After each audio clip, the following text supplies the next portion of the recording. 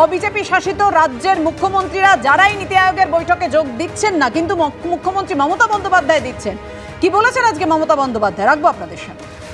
Since NITI Aayog has been planned, I have not seen a single work is being done because they don't have any power.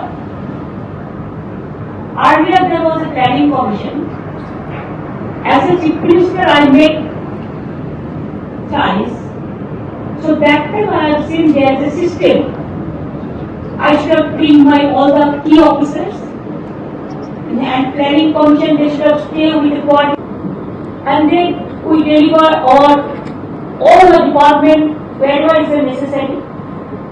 State government had the power to discuss, and planning commission also, they were very good to take care for the state in different area. But now there is no hope, no scope. All scopeless and hopeless, and baseless and faceless. But due to our democratic respect and what we follow, that there must be some good relation between the central and state government, especially for the development purpose and development of the people.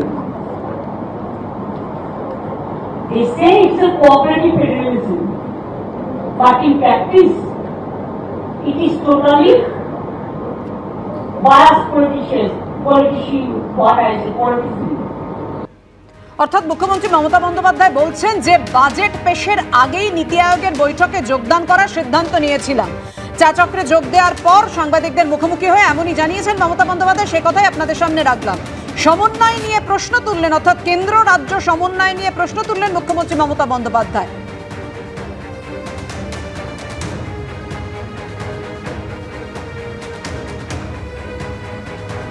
মুখ্যমন্ত্রী মমতা বন্দ্যোপাধ্যায় বলেন যে সবাই মিলে যদি আগে সিদ্ধান্ত নিতাম, তা নেওয়া হতো, তাহলে নাও যেতাম।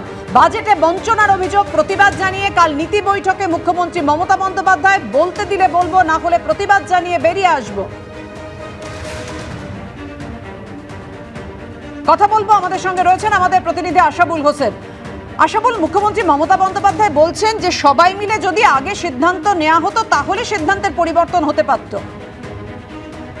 ঠিকই বলেছো যে মুখ্যমন্ত্রী তিনি জানিয়েছেন যে যেহেতু ইন্ডিয়া জোটের বৈঠক সেটা বাজেটের পরে হয়েছে এবং তখন সিদ্ধান্ত হয়েছে যে বিরোধী শাসিত কয়েকজন রাজ্যের মুখ্যমন্ত্রী তারা যাবেন না, কংগ্রেস শাসিত রাজ্যের মুখ্যমন্ত্রী যাবেন না। কিন্তু সেটা যদি আগে হতো, মানে সবাই মিলে যদি সিদ্ধান্ত নেওয়া যেত, তাহলে সেটা ভালো হতো। কিন্তু তিনি যোগ দিচ্ছেন একটি কারণে, কারণ বাজেটের আগে তিনি এই সিদ্ধান্তটা নিয়েছিলেন, তখন তাকে এই বয়কটের ব্যাপারে কিছু জানানো হয়নি বা ইন্ডিয়া জোটের তরফে কোনো রকম সিদ্ধান্ত নেওয়া হয়নি নীতি আয়োগের এই যে বৈঠক বয়কট করার ব্যাপারে। তিনি যেহেতু বাজেটের আগে সিদ্ধান্ত নিয়েছিলেন, সেই মতো রাজ্যের তরফে রিপোর্ট নীতি আয়োগ কর্তৃপক্ষকে পাঠানো হয়েছে এবং মুখ্যমন্ত্রী ওই বৈঠকে যোগ দিচ্ছেন, সেটাও তো রাজ্যের তরফে নিশ্চিত করা হয়েছে। ফলে কালকে তিনি একটু দ্বিধান্বিত হয়ে পড়েছিলেন বলে গতকাল তিনি দিল্লি সফরে আসেননি। পরে অভিষেক বন্দ্যোপাধ্যায় তাকে অনুরোধ করেন যে যেহেতু তিনি কথা দিয়েছেন এবং রিপোর্ট পাঠিয়েছেন, তার নীতি আয়োগের বৈঠকে যাওয়া দরকার। যে এই নীতি আয়োগের বৈঠকে তিনি যোগ দিচ্ছেন জানিও তিনি কিন্তু নতুন কৌশল নিলেন, যেহেতু ইন্ডিয়া জোটের অন্যান্য যে জোট শরিকদের মুখ্যমন্ত্রীরা যাচ্ছেন না, সেক্ষেত্রে তিনি একটা অন্য কৌশল নিলেন। সেই কৌশলটা হচ্ছে যোগ দেবেন, কিন্তু গিয়ে তিনি রাজ্যের দাবি দেওয়ার পাশাপাশি জোট শরিকদের বা বিরোধী শাসিত রাজ্যের মুখ্যমন্ত্রী যে দাবি দেওয়া, তাদের প্রতিও যে বঞ্চনা করা হয়েছে কেন্দ্রীয় বাজেটে, সেই বিষয়টাও তিনি সবার তরফে তুলে ধরতে চান। এবং বিশেষ করে বাংলার প্রতি বঞ্চনা, 1,71,000 কোটি টাকা পাওনা, যেখানে 100 দিনের কাজ থেকে আরম্ভ করে আবাস যোজনা, গ্রামীণ সড়ক যোজনা, স্বাস্থ্য মিশনের টাকা, এই দাবি তিনি তুলে ধরতে চান।